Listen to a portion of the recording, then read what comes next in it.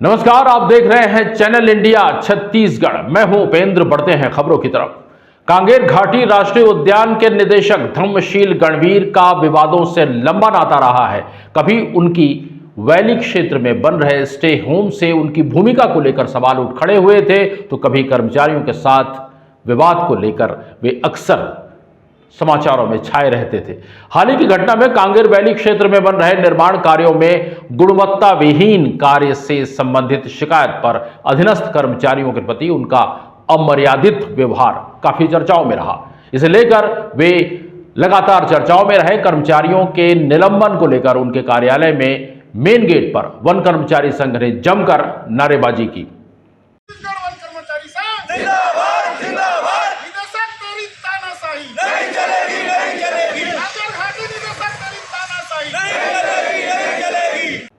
मामले को लेकर आज छत्तीसगढ़ वन कर्मचारी संघ जिला अध्यक्ष अपने साथियों के साथ निदेशक कार्यालय पहुंचे, जहां निदेशक की अनुपस्थिति को लेकर उन्होंने तंज कसते हुए कहा कि वे बीमार हैं। आज हम लोग वन कर्मचारी संघ के बैनर तले निदेशक राष्ट्रीय घाटी जगदलपुर के तानाशाही के रवैया के विरोध में हम लोग समस्त वन कर्मचारी संघ बस्तर जिला के एक दिवसीय ज्ञापन एवं उससे निलंबन कर्मचारी संबंध में चर्चाएं तो हम लोग आए थे, और वो आज अचानक उनका तबीयत खराब हो जाता है और हमारे कर्मचारी के विरुद्ध जो कार्रवाई की वो उनकी तानाशाही को अपनाता है और मनमानी ढंग से अपने चहेते ठेकेदार को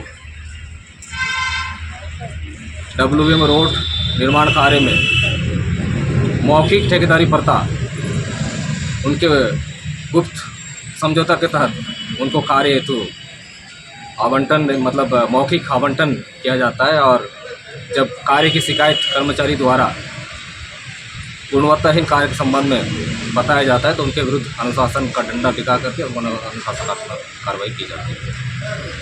और हम लोग आज बिना सूचना बिना कारण के हमारे कर्मचारी साथियों को निलंबन किए हैं। हम उस निलंबन को शून्य घोषित करते हुए बहाली का मांग निदेशक महोदय से करने आए थे। आज वो अनुपस्थित हैं। वन संरक्षक कांगेर घाटी राष्ट्रीय उद्यान के राजेश पांडे ने क्या कुछ कहा, आइए सुनते हैं। दरअसल निदेशक कांगेर घाटी राष्ट्रीय उद्यान द्वारा एक beat forest officer Virendra Bhardwaj को सस्पेंड कर दिया गया है। उसी के निलंबन से बहाली की मांग लेकर कर्मचारी संघ मेरे से मिला था। मुद्दा यह है कि वहां पे एक WBM रोड बन रही है विभागीय मत से, जिसे विभागीय रूप से किया जाना है।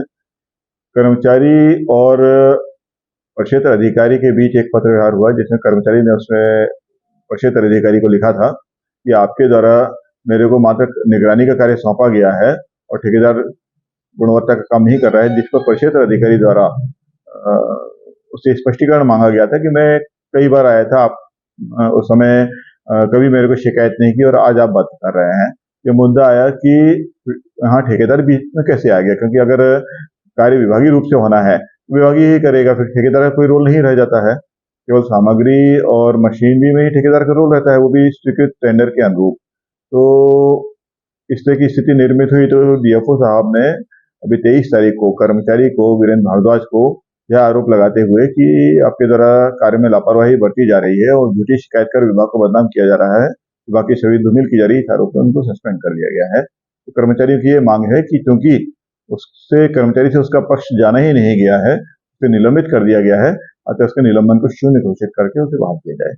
इसमें मैंने दोनों पक्षों से बात की है और मैंने कहा है कि जो भी कार्य हो विभागीय प्रक्रिया के अनुसार नियमानुसार हो, कोई भी ऐसी स्थिति निर्मित न हो जहाँ नियमों का उल्लंघन हो। अगर नियमों का कहीं भी उल्लंघन होगा तो इस तरह की स्थिति निर्मित होगी और नियमों का अगर पालन किया जाएगा तो इस तरह की स्थिति कभी निर्मित नहीं होगी। दोनों पक्षों को मैंने समझाया है इस संबंध में। इस तरह का आरोप मेरे सामने भी उन्होंने लगाया था, जिस संबंध में मैंने DFO साहब से भी रिपोर्ट मांगी और उनके असिस्टेंट डायरेक्टर से भी मांगी। असिस्टेंट डायरेक्टर ने जो जांच की उसमें उन्होंने तो ये लिखा है कि कोई ठेकेदार को काम पे नहीं लगाया गया है, लेकिन अभी उनका जो भी प्रतिवेदन आया है पूर्णतः स्पष्ट नहीं है। मैंने उनसे प्रतिवेदन और स्पष्ट करने को बोला हुआ है। साथ ही डीएफओ साहब को भी मैंने लिखा हुआ है, डायरेक्टर नेशनल पार्क को, कि संबंधित कर्मचारी से पहले उसका पक्ष जाना जाए, उसके पश्चात ही उसके विरुद्ध यदि आवश्यक हो तो ही कार्रवाई की जाए।